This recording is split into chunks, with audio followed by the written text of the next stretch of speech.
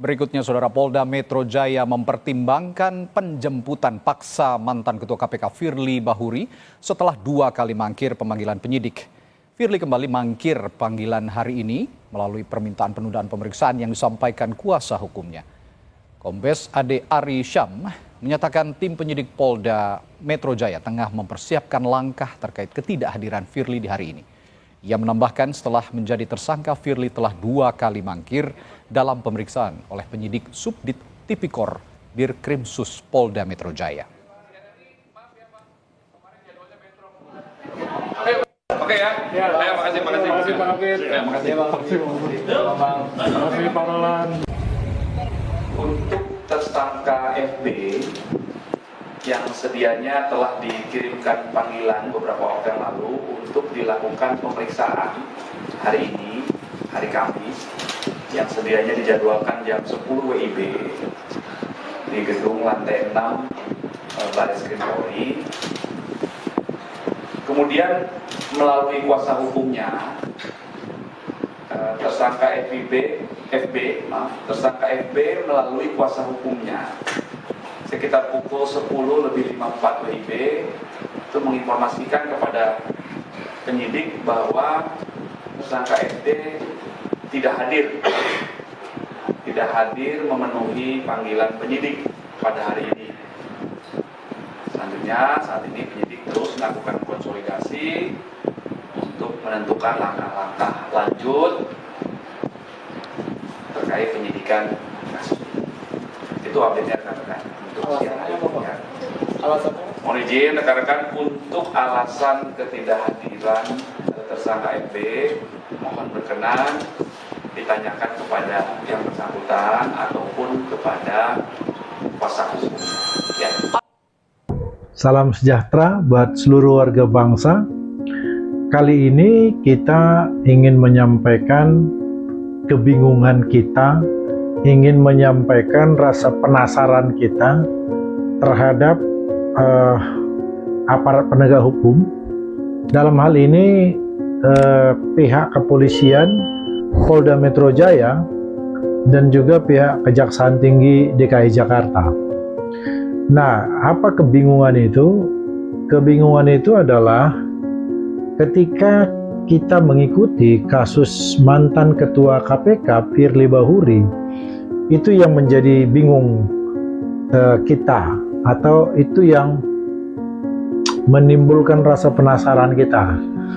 Kenapa? Karena dalam ingatan kami, Ketua KPK itu telah ditetapkan sebagai tersangka, kalau tidak salah itu di tahun 2023, mungkin sekitar bulan Oktober 2023, dengan dugaan melakukan pemerasan terhadap mantan Menteri Pertanian, yaitu Bapak SYL. Nah, SYL-nya sendiri sudah diputus perkaranya dalam perkara korupsi. Lalu kemudian perkara yang melibatkan mantan Ketua KPK, yaitu Bapak Firly Bahuri, itu sampai sekarang kita belum tahu.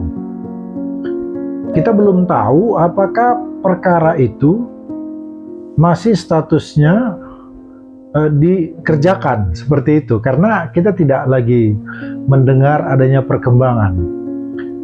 Biasanya perkembangan satu perkara itu kan kalau dari kepolisian kepada pihak kejaksaan ada yang dinamakan dengan P19. Biasanya berkas itu dikembalikan karena belum lengkap. Dan di sana biasanya jaksa penuntut umum memberikan masukan-masukan apa-apa saja yang perlu dilengkapi dalam berkas tersebut. Itu yang dinamakan dengan P19. Nah, kalau dari wawancara yang kami dengar dari Dirkrimsus Polda Metro Jaya, itu Kombes Ade Sapri Simajuntak, beliau begitu semangat dan begitu tegas mengatakan bahwa mereka tidak akan berhenti untuk mengusut kasus ini dan sampai sekarang masih terus dilengkapi hal-hal yang perlu untuk kelengkapan berkas di Kejaksaan Tinggi DKI. Dan katanya mereka masih terus intens untuk ya bagaimana supaya berkas ini bisa bergulir sampai ke pengadilan. Nah kan tetapi sampai sekarang, ini tahun sudah 2025, sampai sekarang kita tidak lagi mendengar apa kabar atau apa cerita tentang berkas perkara Firly Bahuri. Belum lagi ketika kita bertanya-tanya, kenapa Firly Bahuri yang telah ditetapkan sebagai tersangka itu tidak dilakukan penahanan? Apa yang menjadi alasan? Nah, harusnya pihak Polda memberikan alasan itu.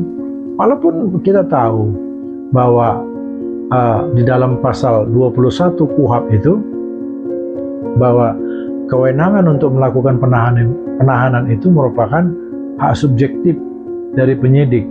Tapi ini kan membuka peluang dalam pikiran kita bahwa kalau pejabat atau karena sesama mereka, karena kita tahu Firly Bahuri adalah seorang anggota kepolisian.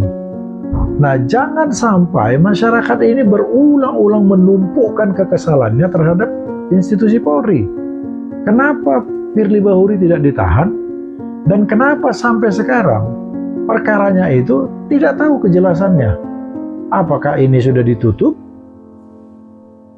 Karena kalau dari keterangan Dirkrimsus Bapak Ade Sapri itu mengatakan bahwa mereka akan terus giat, akan terus intensif. Nah, sekarang kita nggak tahu intensifnya itu intensif untuk apa? Apakah mereka intensif untuk cawe-cawe? Apakah mereka intensif untuk bekerja sama?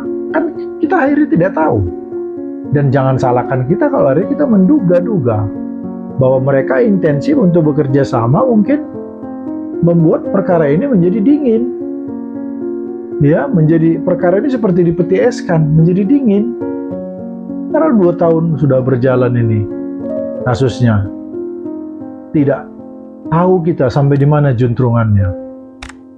Ya, kenapa tidak langsung saja keluarkan kalau memang tidak bisa perkara ini disidik, dilanjutkan. Kalau tidak bisa di P21, keluarkan saja SP3.